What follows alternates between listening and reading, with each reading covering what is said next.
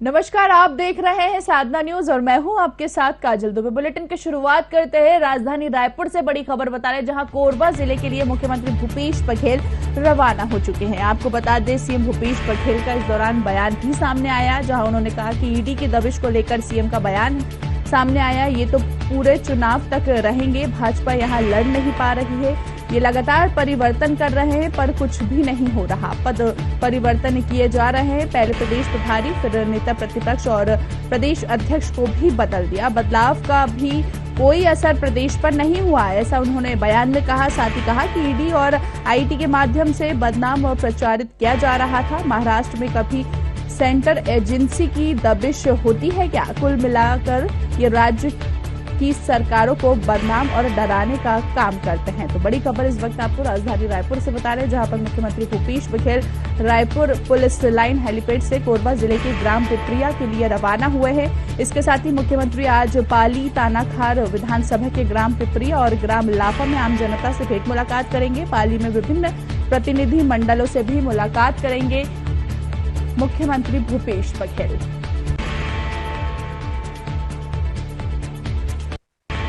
तानाखार विधानसभा में है और कल फिर वहीं से बलरामपुर जिला तातापानी में बड़ा मेला लगता है मकर संक्रांति के दिन, तो उसे अटेंड करके फिर खैरागढ़ में साहू समाज के शपथ ग्रहण समारोह है, उसमें जाऊंगा, उससे लौट के आऊँगा। करना चाहिए। बस्तर के देखिए, बस्तर से जुड़ने के लिए केवल अब सड़क मार्ग है और एक फ्लाइट चलती है। उधर से उड़ीसा से होके जो जाते हैं वो बहुत लंबा पड़ता है।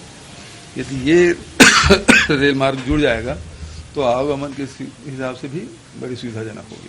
पाली तानाखार विधानसभा में है और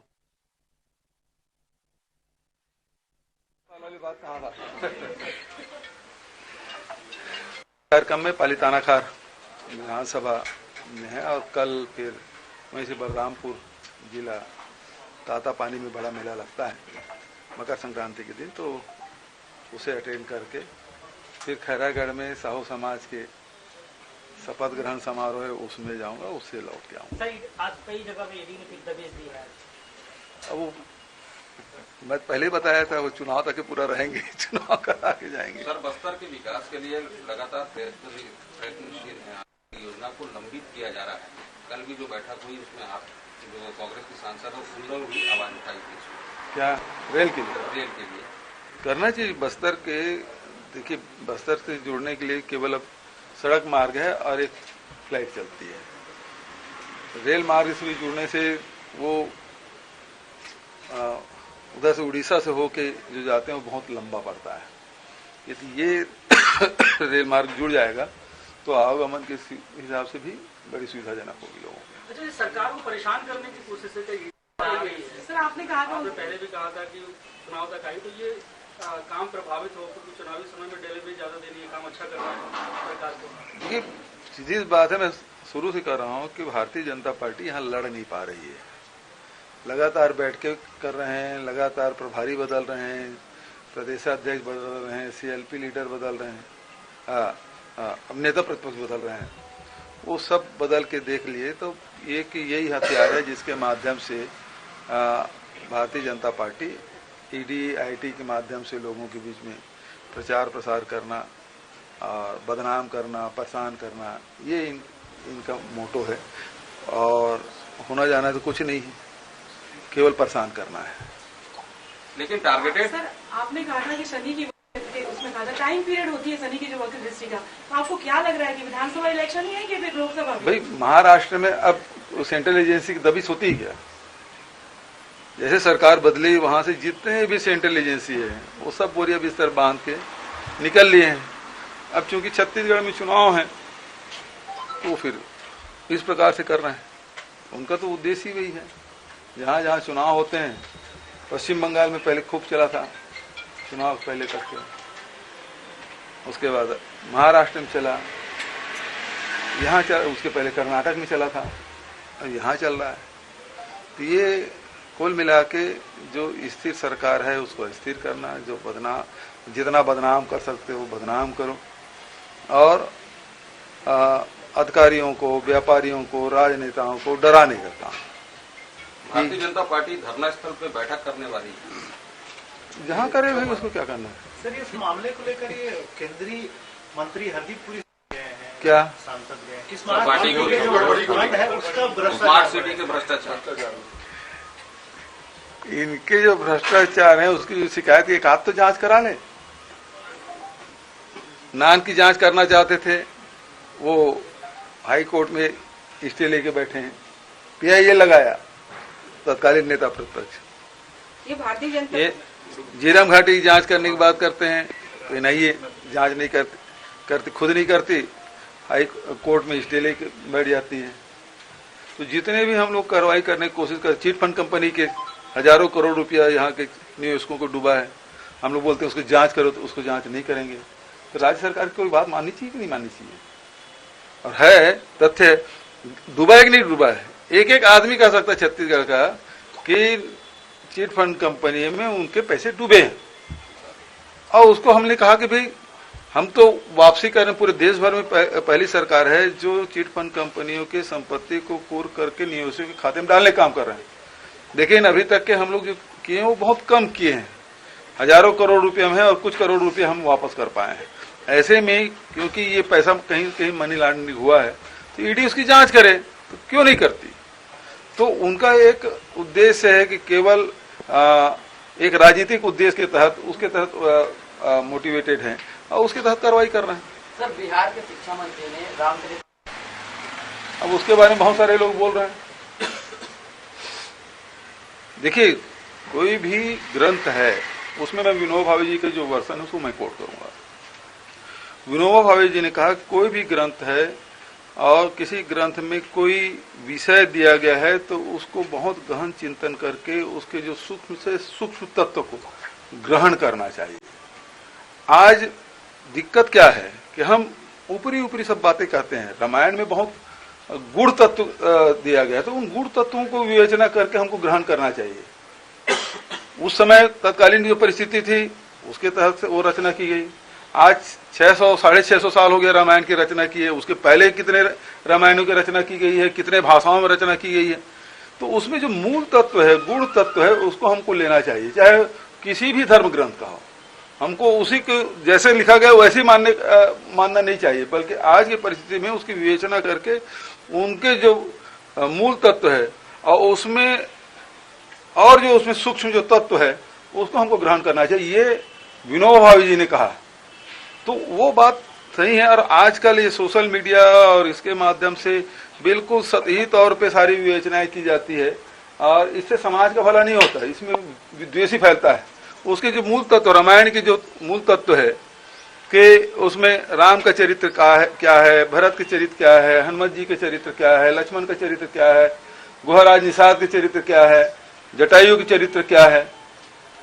तो इन चरित्रों को, उनके जो गुण तत्व है उसको हमको आत्मसात करना चाहिए, न कि ये सरफेशियल जो बातें हैं उससे किसका भला हो रहा है। बताइए भला इस सब बातों करने से किसी भी ग्रंथ की बात हो, जो 500-600 साल पहले, 1000 साल पहले जो चीजें लिखी गई है, 2000 साल पहले लिखी गई, आज के समय में वो रिलेवेंट है क्या? लेकिन उस समय वही बहुत बड़ा था। और आज उसमें का जो सूक्ष्म तत्व है उसको लेना चाहिए, ग्रहण करना चाहिए। ये विवादों में नहीं पड़ना चाहिए, गलत है। भारतीय जनता पार्टी 4 सालों से है। एक शरद यादव जी जबलपुर यूनिवर्सिटी से उन्होंने अपने राजनीतिक जीवन की शुरुआत की और धीरे धीरे वो राष्ट्रीय राजनीति में आए और जब तक के वो राजनीति में सक्रिय थे, भारतीय राजनीति को वो प्रभावित करते रहे अपने कार्यों से, अपने विचारों से। उसके जाने से एक युग की समाप्ति हुई है। एक बड़े राजनेता का जाना निश्चित रूप से देश के लिए, समाज के लिए नुकसानदायक है। मैं उन्हें श्रद्धा सुमन अर्पित करता हूँ। भारतीय जनता पार्टी से चुनावी शुरू हुई तो अचानक से रोड में उतर गई और अब दिल्ली तक जोर लगा रहे, क्या ये 2023 के टिकट को लेकर टारगेट कर रहे हैं? ये इनको तो पहले का दिया गया था, सारे बड़े जो 14 बचे उसको भी का दिया गया था, तुमको टिकट मिलने वाली नहीं है। वो आपने कोई देख लो, किसी को दूसरे किसी मिलेगी। लोकसभा में सबके टिकट काट के देख लिए, अभी गुजरात में सबके टिकट काट दिए, तो विधानसभा में सबकी टिकट कटने वाली है, तो वो कैसे अपने आप को बचाए, इस कवायद में लगे हुए हैं। ठीक है, क्या करेंगे भैया फिर ये लोग?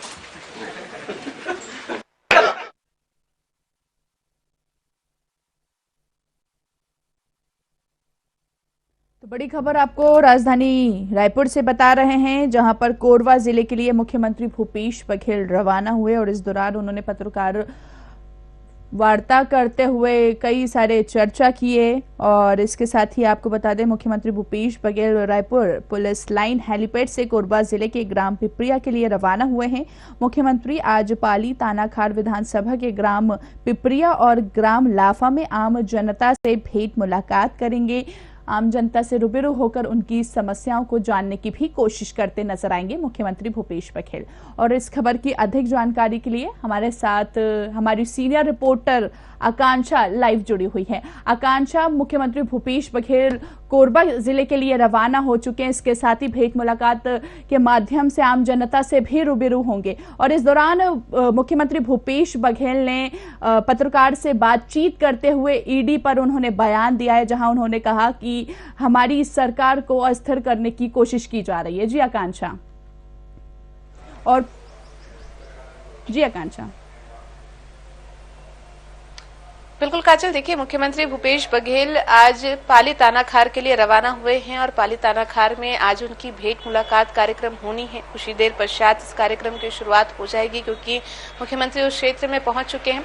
जाहिर सी बात है, जो सिलसिला हम अब तक से देख पा रहे हैं कि कैसे भेंट मुलाकात कार्यक्रम के माध्यम से मुख्यमंत्री सीधे जनसंवाद करते हैं, जनता से संपर्क स्थापित करते हैं और उनकी समस्याओं का समाधान भी करते हैं। तो ये तस्वीर आज हमें जरूर देखने को मिलेगी। इसके अलावा जब वे राजधानी रायपुर से रवाना हो रहे थे पाली तानाखार के लिए, तो इस दौरान कई महत्वपूर्ण विषयों पर चर्चा उन्होंने की। सबसे महत्वपूर्ण विषय ये भी रहा काजल, आज छत्तीसगढ़ की राजधानी रायपुर के अलग अलग क्षेत्रों में ईडी का छापा सुबह से ही देखने को हमें मिल रहा है।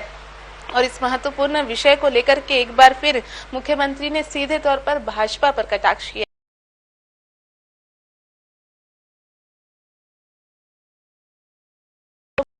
अस्थिर करने का प्रयास भाजपा के द्वारा किया जाता है। फिर से एक बार उन्होंने केंद्रीय एजेंसियों के गलत दुरुपयोग का आरोप सीधे तौर पर भाजपा पर लगाया है। उनका ये भी कहना रहा कि जिन जिन राज्यों में कांग्रेस की सरकार है और जिन राज्यों में कांग्रेस बेहतर कार्य कर रही है, केवल उन्हीं राज्यों में ही ईडी की छापेमार कार्रवाई कराई जा रही है। महाराष्ट्र का भी उन्होंने जिक्र किया, उदाहरण उन्होंने दिया है कि महाराष्ट्र जैसे राज्यों में कार्रवाई नहीं हो रही है, मध्य प्रदेश जैसे राज्यों में कार्रवाई नहीं हो रही है, लेकिन छत्तीसगढ़ में लगातार केंद्रीय एजेंसियों के अधिकारियों को भेज करके यहाँ छापेमार कार्रवाई दिखाने की कोशिश ईडी द्वारा की जा रही है, केंद्रीय एजेंसियों द्वारा की जा रही है। और जिसका पूरा जो श्रेय है वो भाजपा को उन्होंने दिया है। भाजपा पर कटाक्ष यहाँ पे मुख्यमंत्री भूपेश बघेल करते भी नजर आए। उनका कहना था कि भाजपा छत्तीसगढ़ में पूर्ण रूप से कमजोर हो चुकी है। अपने लीडर्स लगातार भाजपा बदल रही है, क्योंकि वो कांग्रेस से सीधे तौर पर मुकाबला नहीं करवा पा रही है। उन्होंने कई उदाहरण भी यहाँ पे दिए,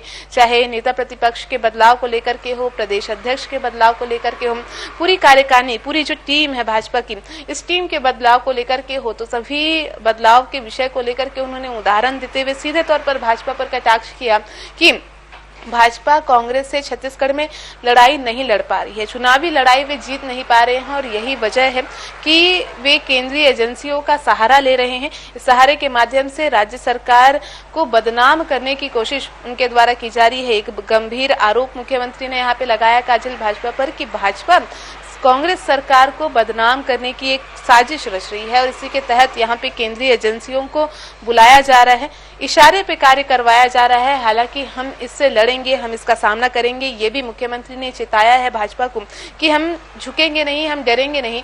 सीधे तौर पर लड़ाई केंद्र सरकार से और छत्तीसगढ़ सरकार लड़ते हुए नजर आएगी। बहरहाल ये ईडी की कार्रवाई और कितनी तेज होती है ये देखने वाली बात होगी, लेकिन लगातार ईडी के मसले पर हम बयानबाजियां जरूर हमें देखने को मिल रही है। इससे पहले भी जब आईटी और ईडी के छापे पड़े थे छत्तीसगढ़ में, उस दौरान भी मुख्यमंत्री लगातार भाजपा पर कटाक्ष करते हुए नजर आए थे।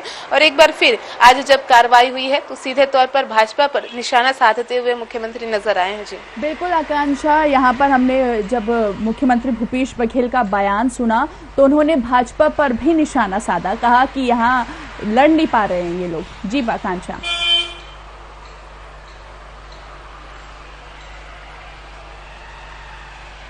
बिल्कुल, सीधे तौर पर भाजपा पर ही इसे तंज कहा जा सकता है। काजल, मुख्यमंत्री का कहना रहा कि भाजपा सीधे कांग्रेस से मुकाबला नहीं कर पा रही है। आगामी समय में यानी कि कुछ ही महीनों बाद छत्तीसगढ़ में विधानसभा चुनाव होने हैं और इस विधानसभा चुनाव से पूर्व लगातार केंद्रीय एजेंसियों को भाजपा यहाँ बुला रही है। यहाँ बुला करके छापेमार कार्रवाई करवा करके सीधे तौर पर सरकार को बदनाम करने की कोशिश भाजपा की है। साजिश का भी मुख्यमंत्री ने आरोप लगाया है। मैंने पहले ही जिक्र किया, मुख्यमंत्री का कहना रहा कि भाजपा नहीं लड़ पा रही है, यही वजह है कि वो अपने लीडर्स बदल रही है, अलग अलग नेताओं को बदल करके कांग्रेस के समक्ष खड़े करने की कोशिश कर रही है, लेकिन इसका कोई फायदा आगामी चुनाव में उन्हें नहीं देखने को मिलेगा। इसके अलावा गंभीर आरोप कि सीधे तौर पर केंद्रीय एजेंसियों को छत्तीसगढ़ बुलाया जा रहा है भाजपा के द्वारा। इतना ही नहीं, छापेमार कार्रवाई के माध्यम से राज्य सरकार को बदनाम करने की कोशिश भाजपा कर रही है। एक गंभीर आरोप यह भी लगाया है उन्होंने, और ये एक सीधे तौर पर हम कटाक्ष कह सकते हैं, क्योंकि देखिए आगामी समय में चुनाव है काजल, और इस चुनाव से पहले इस प्रकार की रणनीतियां हमें जरूर देखने को मिल रही है। बहरहाल ये रणनीतियां और कितनी आगे बढ़ती है, किस पार्टी को कितना फायदा इसका मिलता है, और ये कार्रवाई और कितनी आगे बढ़ सकती है, ये जरूर हम देखेंगे। लेकिन जो जुबानी जंग है छत्तीसगढ़ में चुनाव से पहले, वो अभी जंग जारी नजर आ रही है। जी बिल्कुल आकांक्षा, दोनों ही पार्टी दो विधानसभा चुनाव को लेकर अपनी अपनी तैयारियों में जुट चुके हैं। अब देखने वाली बात ये होगी कि विधानसभा 2023 के चुनाव में क्या कुछ सामने निकल के आ पाता है। बहुत बहुत शुक्रिया आकांक्षा तमाम जानकारी हम तक पहुंचाने के लिए। तो बड़ी खबर आपको रायपुर से बता रहे थे, जहां पर मुख्यमंत्री भूपेश बघेल कोरबा के लिए रवाना हो गए हैं और इसके साथ ही उन्होंने पत्रकार वार्ता की। प्रेस कॉन्फ्रेंस में कई सारे मुद्दों पर उन्होंने चर्चा की। इसके साथ ही आपको बता दें, कोरबा में आज विधानसभा भेंट मुलाकात कार्यक्रम के जरिए आज भूपेश बघेल आम जनता से रूबरू होंगे और उनकी समस्या जानने की भी कोशिश करेंगे। इस दौरान उन्होंने प्रेस कॉन्फ्रेंस में कई सारे मुद्दों पर पत्रकार से बातचीत की।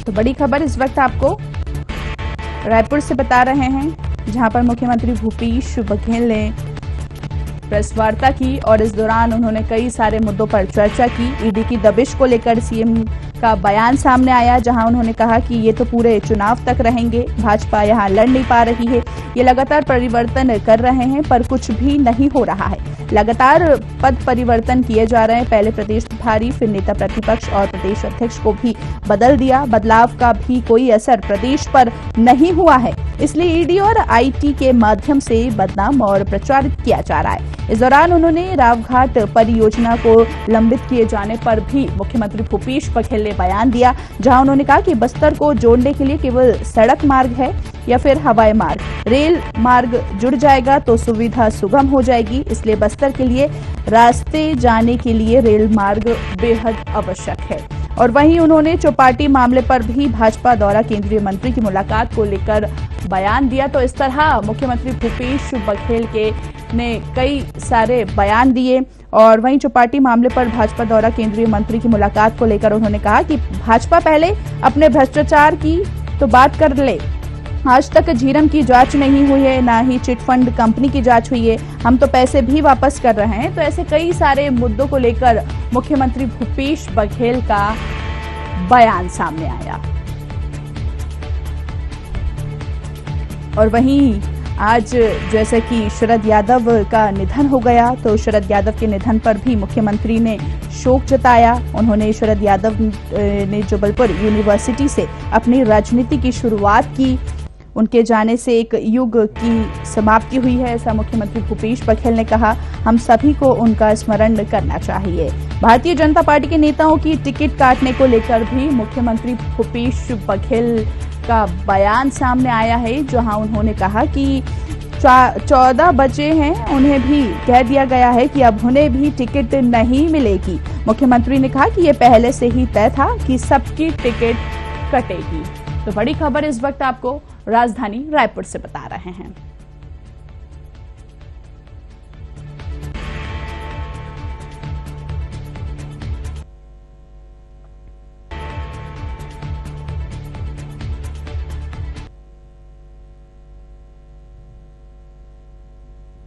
में पालिताना खार विधानसभा